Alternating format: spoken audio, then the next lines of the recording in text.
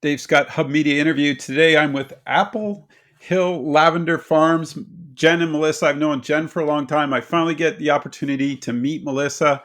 Thanks, guys, for doing this. I've been to your location. It was a while back, and I didn't know it was you guys, so I apologize. Let's get started. How did all this get? You guys are now. Are you guys like running the farm? Or are you assisting your We're parents? Like, how's we're this working mostly out so running. far? Yeah, mom and dad are still there. Okay. The lavender portion of the farm, like the business facing portion of the farm, is essentially being run by me, and Jen helps out with that. Jennifer is still transitioning into the apple portion of the farm, so it's kind of a work in progress there, a transition in progress. Transition in progress. And so you just mentioned apples and lavender. What else do you guys have on the farm? What entails everything that goes on? What are you guys doing, Jen? What's all there?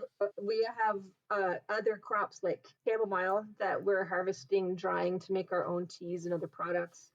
We've recently planted elderberries, which is very exciting, and everybody might go, "Oh, yay, elderberry pie!" But we're actually harvesting it for the flower. So before it gets to be a berry, we're harvesting it. We've also got quite a few. We've got the apothecary garden that my sister Several started. medicinal herbs that we're growing as well. Lots of medicinal herbs. Yeah. So it just sort of, we're looking at the diversification.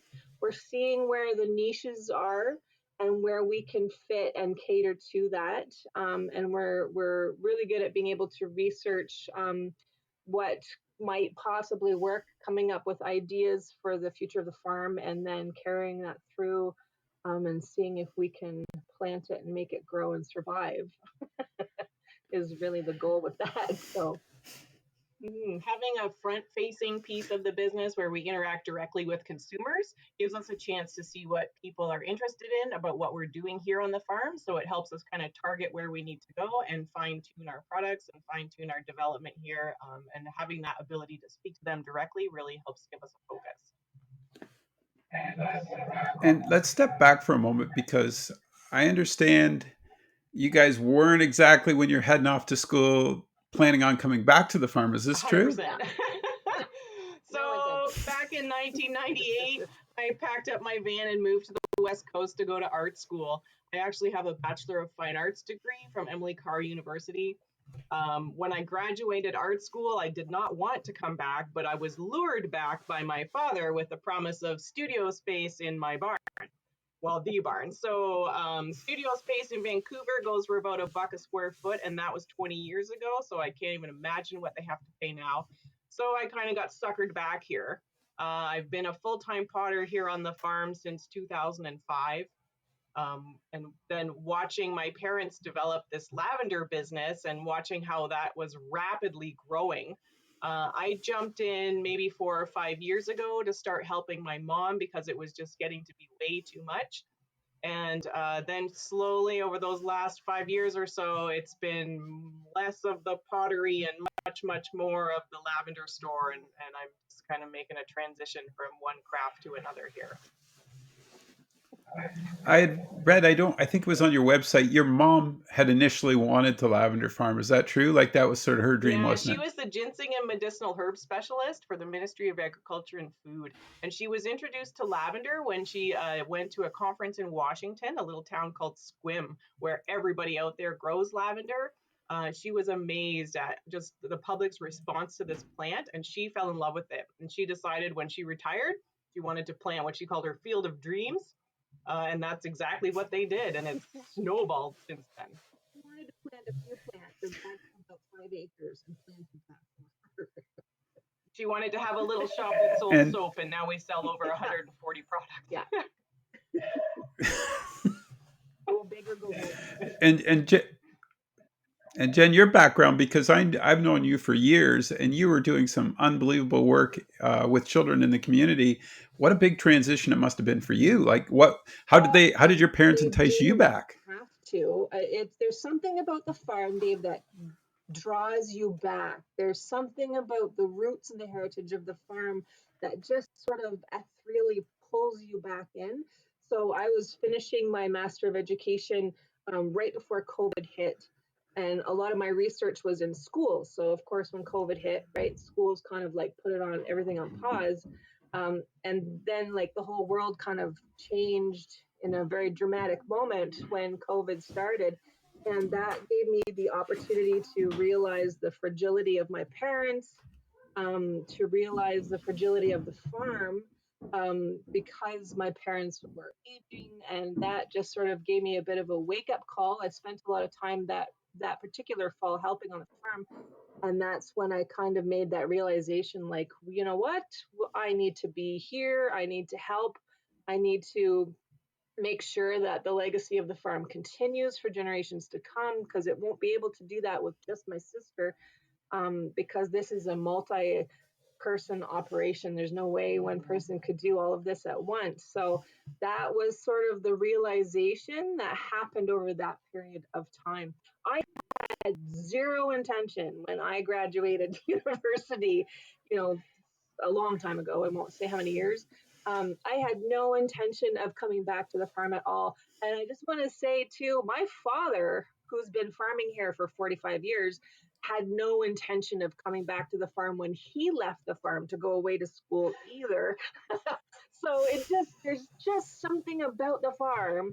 It's got that little tendrils on you, and it ends up pulling you back. And we've always found that the farm it's been able to provide so far for us, and we put a lot of energy, time, and passion into it. So it just seems to really kind of work when you look at it from all those angles.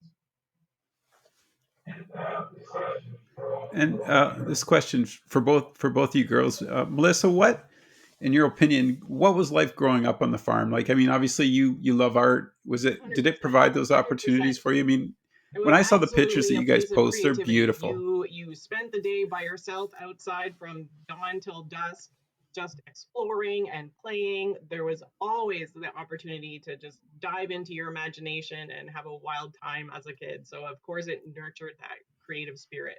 Absolutely, 100%. Yeah, it was a place to And you, get Jen? dirty, run and explore, and make believe, and it was, I mean, and it always has been such a cool playground. We had the best playground in the world, Mhm. 50-acre playground here. And Dad incorporated us as kids all the time, whether it was chores where we would have to roll our eyes to help, or whether we were just, wanting to be there as the sidekick to help and learn and participate. There were always opportunities to be able to join in, but there was never any pressure to take over for my parents as well. At any stage, there wasn't. So there wasn't any pressure on our shoulders. There was always a sense of safety and enjoyment there. Is there always a sense of calm when you both come back to the farm within yourself? Oh, it would be Like, the does it hard I just, would use. you just take that big sigh, Tell us or in January, that'd be a totally different answer. Peak season. Peak It's not very season. calm. It's a sense of home. okay? Well, It's a I was sense trying of to go home. deep there. It's a sense Sorry. of this is just where you belong, Yeah. where you need to be, where you should be, where where you are, Yeah. where Yeah. life is. This is just home. Yep. And hard to maintain any type of stressful attitude when you're standing in the middle of the lavender garden in full bloom and you go, yeah, there it is. That helps a lot. So Well, I think some of your Yeah. sunset pictures I've saw, like it's, to Yeah. me, Yeah. they Yeah. just say calm. Mhm. They just say relax, be calm, right? And I really, and some great Oh, news. oh, We're going fantastic. to thank use you. that for the cover, by the way. Thank you. Yeah, we've been just playing with it today, and it's just one of those pictures that when you look at it, and that's why I wanted to ask so many questions about it, because it just resonates. You feel that there's some, you want to be there, and I think that's what you two have created, and your parents as well. That's a location where folks can go. Let's take a minute then and talk about the shop and what you've got in there and what you can offer. Like you said, I started looking and I was like, oh my goodness, like Yeah. I better not let Monica go in here. We hear that a lot. Yeah. Yeah. And a measly magazine wage. Come We on. sell small batch cosmetics that we make with products with the herbs and lavender that we grow right here on the farm. We have a culinary line that we make ourselves and also partner with other small family run businesses. Um, so we have home care products, we have art products in there as well, and then we offer experiences on the farm that people can, that pay for and help provide funding for us. Yeah, like I saw Yeah, Element so they Spa. approached You us guys this work with them spring as and well? they had this fantastic idea that they wanted to offer spa services in the middle of the lavender field. So we jumped on it. We're always happy to partner with other businesses. So we saw that for as an amazing opportunity and we just dove in headfirst. We put up a gazebo for them to utilize, and then it's just been full steam ahead. It's been fantastic partnership. So I gotta ask, did your dad scratch his head when he sees people getting a massage in the middle of? No, Go ahead.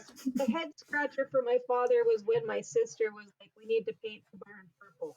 That was when my dad had head scratcher, because if you've seen the pictures Oh, at all online, there we have this beautiful purple barn that blends very nicely with the lavender garden, of course. But I think posing that idea to my father would have been the biggest head scratcher of them all.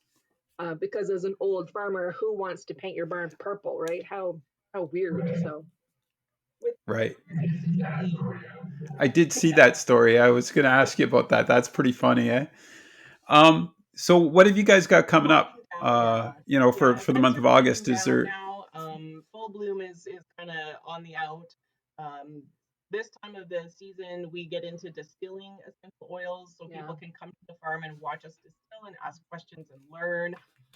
But as far as events go, we just had our last event this past weekend, which was a date night in the lavender where people got a picnic kit and they got to plunk themselves down right in the middle of the lavender rows and enjoy a beautiful picnic that was curated by local businesses. And then they got to take in that sunset for a beautiful romantic evening and then head home. So that was kind of our, Yeah, that was a beautiful way to our end the capstone event. events. Yeah. Yeah. Can you guys talk? One last question. Can you guys talk a little bit about the benefits of lavender? Like, I don't think a lot of people understand. A very calming smell. I find is that in anything, and I'm sure you guys. It seems like you guys are putting it in everything. So talk a little bit about Okay, what it so does. lavender contains some compounds in it that actually bind to receptors in your brain that are responsible for keeping you calm and keeping stress at bay. So just the act of smelling it, the chemicals in that scent will bind with those receptors in your brain, with your GABA receptors, and just reduce your anxiety responses, calm you down, help you sleep. That's if you smell it. If you apply it topically, it'll do the exact same thing. It'll calm your muscles down. So it's great as a muscle relaxant. You can use it on sore muscles, stiff muscles, and just like it relaxes your body and mind, it'll relax those sore muscles. If you take it internally, again, same thing. It'll just calm down your digestive tract. If you have far too much to eat at Thanksgiving dinner, a glass of lavender tea at the end will just help you feel a lot better. It actually stimulates your digestive juices and helps you process all that food you just shoved down your face. So it's just fabulous, internally, externally, breathe it, slap it on you, soak yourself in it. It's really, really good for you. I get cuts or burns if I'm out playing around with That's- equipment, and sometimes you're tweaking something and you're always getting like little burns, whatever, on your fingers or wherever. And I'll come up to Melissa and I'll just be like, "Hey, I have this," and she'll immediately get a product and put it on, and then I won't even notice that it happened later Yeah, in the day. yeah. So It's great for sunburns. yeah, It's the burn remedy of choice. A lot of people will reach for aloe, but actually lavender is the burn remedy of choice in Europe because it works amazing to treat burns. yep. Who knew? Yeah. Didn't know that. Did not know. Jen, talk, and I got more questions. I was going to wrap it up, but I got a couple more. So, Jen, talk about learning to be a farmer. Like, what's that process like? It's got to be such a.